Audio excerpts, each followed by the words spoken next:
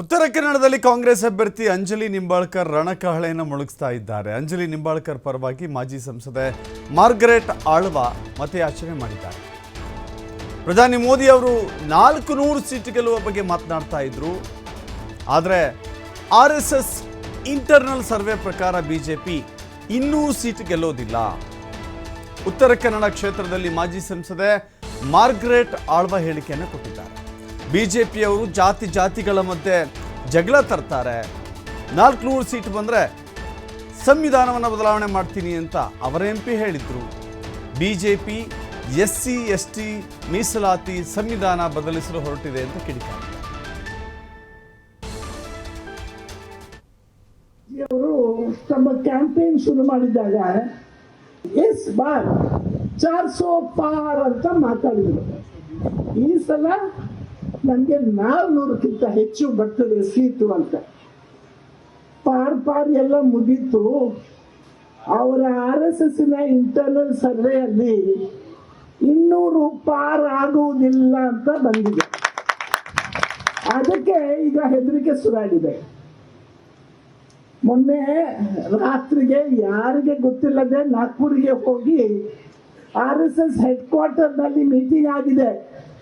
ಪ್ರಧಾನ ಮಂತ್ರಿಯವರು ಮೊದಲನೇ ಸಲ RSS ಹೆಡ್ ಕ್ವಾರ್ಟರ್ಗೆ ಹೋಗಿದ್ದಾರೆ ಅಂತ ಸುದ್ದಿ ದೇಶದಲ್ಲಿ ಆಗಿದೆ. ಈಗ 400 ಪಾರು ಏನು ಬರುವುದಿಲ್ಲ.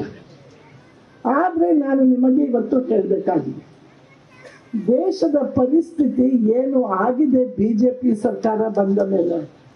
ಒಂದೇ ಮಾತು, ಹಿಂದೂ ಮುಸಲ್ಮಾನ ಮಧ್ಯಕ್ಕೆ ಜಗಳ ಮಾಡಿಸ್ಬೇಕು, ಹಿಂದೂ ಕ್ರಿಶ್ಚಿಯನ್ಸ್ ಅವರ ಜೊತೆ ಜಗಳ ಆಗಬೇಕು, ಬೇರೆ ಯಾವ ಜಾತಿಯವರು ಇದ್ರೂ ಜಗಳ ಮಾಡಿಸ್ಬೇಕು. ಈ 400 ಪಾರ್ ಅಂತ ಹೇಳ್ತಾ ಇದ್ರಲ್ಲ, 400 ಸೀಟು, ಅವರ MP ಮೊನ್ನೆ ಮಾತಾಡಿದ್ರು, ನಮಗೆ 400 ಸೀಟ್ ಬೇಕು. ಯಾಕೆ ಗೊತ್ತಾ? ಅಷ್ಟು ಸೀಟ್ ಬಂದರೆ ನಮಗೆ ಈ ದೇಶದ ಕಾನ್ಸ್ಟಿಟ್ಯೂಷನ್ ಅನ್ನು ಬದಲಾವಣೆ ಮಾಡಲಿಕ್ಕೆ ಸಾಧ್ಯ ಆಗುತ್ತದೆ ಅಂತೇಳಿ. ಕಾನ್ಸ್ಟಿಟ್ಯೂಷನ್ ನಲ್ಲಿ ಕೊಟ್ಟ ಅಧಿಕಾರಗಳನ್ನು ಕಿತ್ತಾಕ್ಲಿಕ್ಕೆ ಬಲ ಬರ್ತದೆ ಅಂತೇಳಿ. ಹಿಂದುಳಿದವರಿಗೆ SC ST ಅವರಿಗೆ ಇದ್ದ ರಿಸರ್ವೇಶನ್ಸ್ ಅನ್ನು ಕಿತ್ತು ಹಾಕಬೇಕು, ಮೊದಲನೇ ಪ್ರೋಗ್ರಾಮ್. ಹಿಂದುಳಿದ ವರ್ಗದವರಿಗೆ ಕೊಟ್ಟ ಬೇರೆ ಬೇರೆ ರಾಜ್ಯಗಳಲ್ಲಿ ಕೊಟ್ಟ ಬೆನಿಫಿಟ್ಸ್ ಅನ್ನು ಬದಲಾವಣೆ ಮಾಡಬೇಕಂತ ಹೇಳಿ ಎರಡನೇ ಪ್ರೋಗ್ರಾಮ್.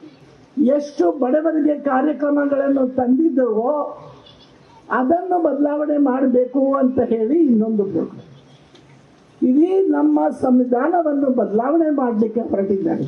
ಅದಕ್ಕೆ ನಾನು ನಿಮಗೆ ಹೇಳೋದು, ಈ ಸರ್ಕಾರ ಬಡವರ, ಹಿಂದುಳಿದವರ, ಮಹಿಳೆಯರ, ಯುವಕರ ಕಾರ್ಯಕ್ರಮಕ್ಕೆ ಏನೋ ಕೆಲಸ ಮಾಡುವಂಥ ಸರ್ಕಾರ. ಶ್ರೀಮಂತರು ಅವರ ಲೋನ್ಸ್ ಒಂದು ದಿವಸದಲ್ಲಿ ಎಷ್ಟೋ ಕೋಟಿ ರೂಪಾಯಿಯ ಲೋನ್ಸ್ ಅನ್ನು ಬಿಟ್ಟುಬಿಟ್ರು. ರೈತರ ಲೋನ್ಸ್ ಮುಗಿಸ್ಲಿಕ್ಕೆ ದುಡ್ಡಿಲ್ಲ ಹೇಳ್ತಾರೆ. ಇದು ಮೋದಿಯವರ ಅಧಿಕಾರದ ಕಾರ್ಯಕ್ರಮ. ಹೇಳ್ತಾರೆ मोदी जय क्या जय किया मोदी ने? बीबी को छोड़ दिया,